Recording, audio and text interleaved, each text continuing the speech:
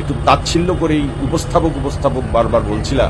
এরাই হচ্ছে বুবলির দালাল, এরাই বুবলির পক্ষ হয়ে সবসময় কথা বলে। ভাই ব্রাদার, এরা বুবলির পক্ষ হয়ে অপু বিশ্বাসকে বেশ কিছুদিন ধরে যে কথাগুলো বলতেছে এগুলো আসলে মেনে নেওয়ার মতো না।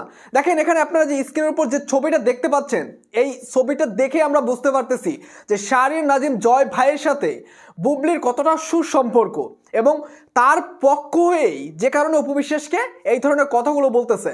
শুধু জয় ভাই না, মালেক আফসারী সাহেবও বুবলির পক্ষ হয়ে অপু বিশ্বাসকে নানা ধরনের কটাক্ষ করে কথা বলছে। দেখেন জয় ভাই বলেছে যে অপু বিশ্বাসের এই কর্মকাণ্ডর ফলে তাপস ভাই নাকি আইনগতভাবে ব্যবস্থা নিতে চেয়েছিল, জয় ভাই রিকোয়েস্ট করে অপু বিশ্বাসকে বাঁচিয়ে দিছে। আপনি এত উদার, আপনি যে এখানে বড় গলায় বললেন এই কথাটা, আপনি এত উদার, আপনি এই যে ইন্টারভিউগুলো করছেন সেখানে আমরা দেখতে পেয়েছি যে আপনি অপু বিশ্বাসের হয়ে কতখানি কথা বলছেন। আরে আপনিও তো একজন অপু বিরোধী লোক, এবং আপনি বলেছেন অপু বিশ্বাস নাকি আপনাকে কটাক্ষ করে উপস্থাপক বলছে। প্রথমত অপু বিশ্বাস সেখানে আপনাকে কটাক্ষ করে কথাটা বলেনি, খুবই সুন্দরভাবে সুশীল ভাষায় আপনাকে উপস্থাপক বলেছে। আর দ্বিতীয়ত আপনি তো একজন উপস্থাপকই, আপনি সিনেমার নায়ক হিসেবে কয়টা হিট সিনেমা দিচ্ছে, আপনাকে নায়ক হিসেবে কতজন মানুষ চিনে, আপনি কিন্তু উপস্থাপক দিয়েই পরিচিতি পেয়েছেন, এটা তো অস্বীকার করতে পারবেন না।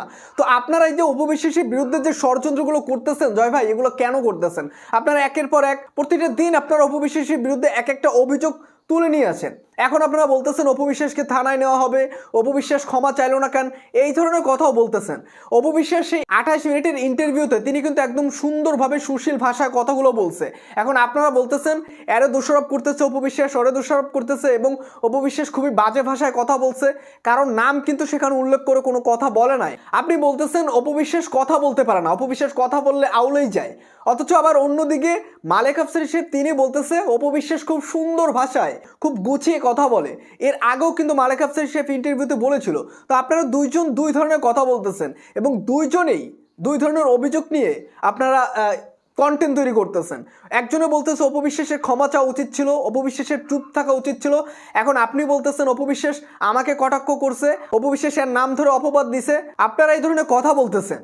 তো ভাই ব্রাদার, জয় ভাই তিনি যে কথাটা বলেছেন এই বিষয়ে আসলে আপনাদের কি মন্তব্য হচ্ছে অবশ্যই কমেন্ট করে জানিয়ে দেবেন, এবং চ্যানেলটিতে নতুন হয়ে থাকলে নিত্য নতুন আপডেটগুলো সবার আগে পাওয়ার জন্য চ্যানেলটি সাবস্ক্রাইব করে রাখবেন।